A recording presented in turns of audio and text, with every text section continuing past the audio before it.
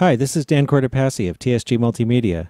Today I'm reviewing an HO scale C45AH Tier 4 GEVO locomotive from Intermountain. My model is decorated for Union Pacific.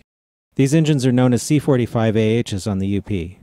The real UP 2656 was part of an order built in 2015, so it would be appropriate for layouts set in the present time.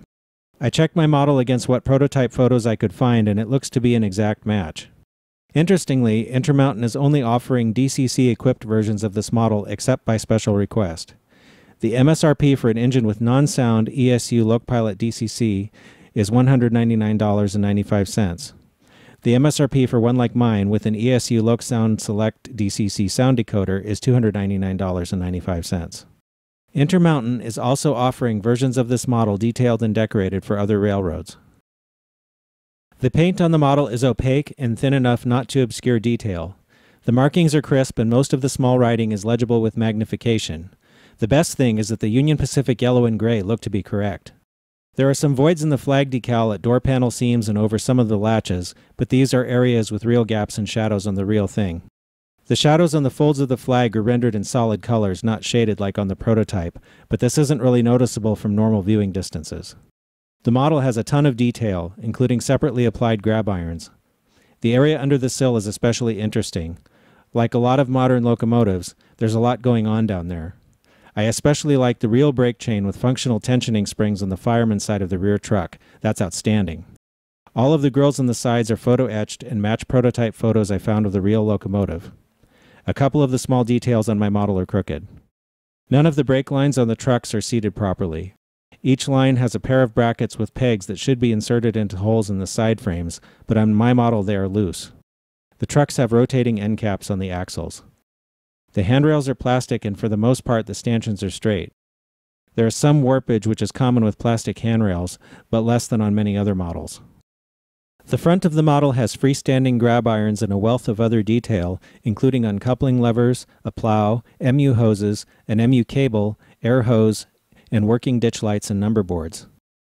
I really like the labels above the MU hoses.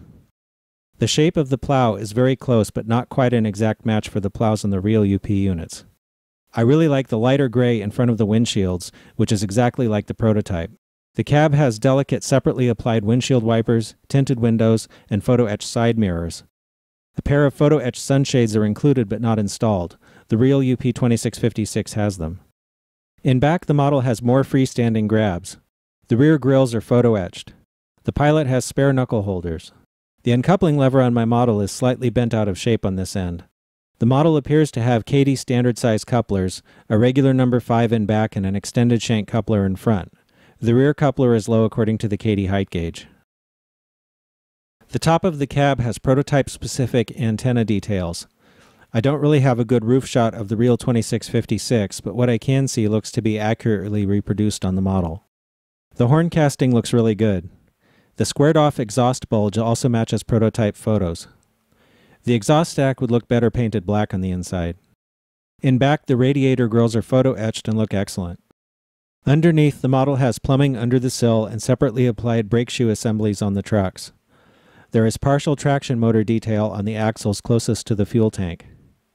All 6 axles are powered and all 12 wheels pick up current.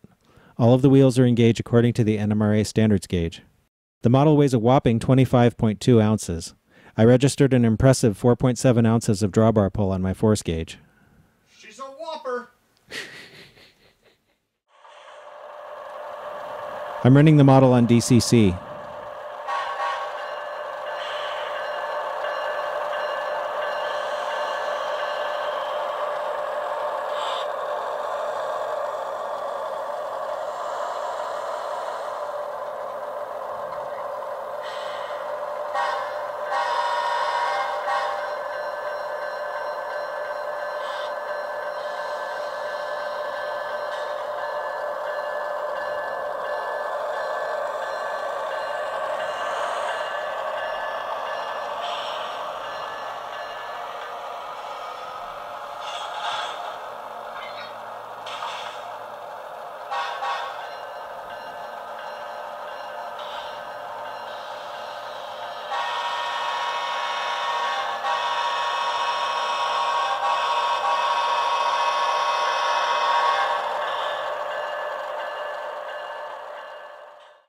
The headlights in the model are activated with F0 and are directional.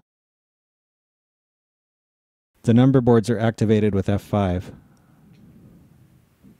And the ditch lights are activated with F6. I have to give kudos to InterMountain for using surface mount LEDs in the ditch lights on this model and for making the ditch light castings light fast. The lights look great and the castings don't glow. The ditch lights are set up to flash when the horn blows, which is incorrect for UP. This can be changed by reprogramming the decoder.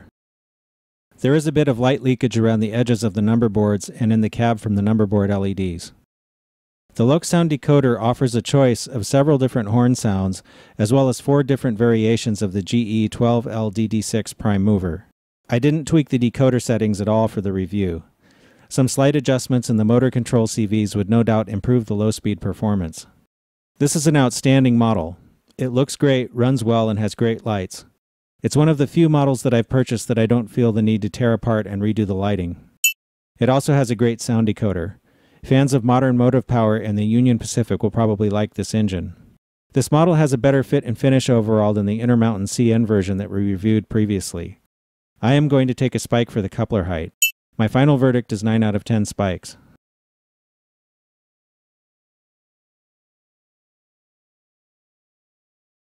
Be on the lookout next week when we pit this Union Pacific GEVO by InterMountain against the Union Pacific GEVO by ScaleTrains in our first ever head-to-head product review.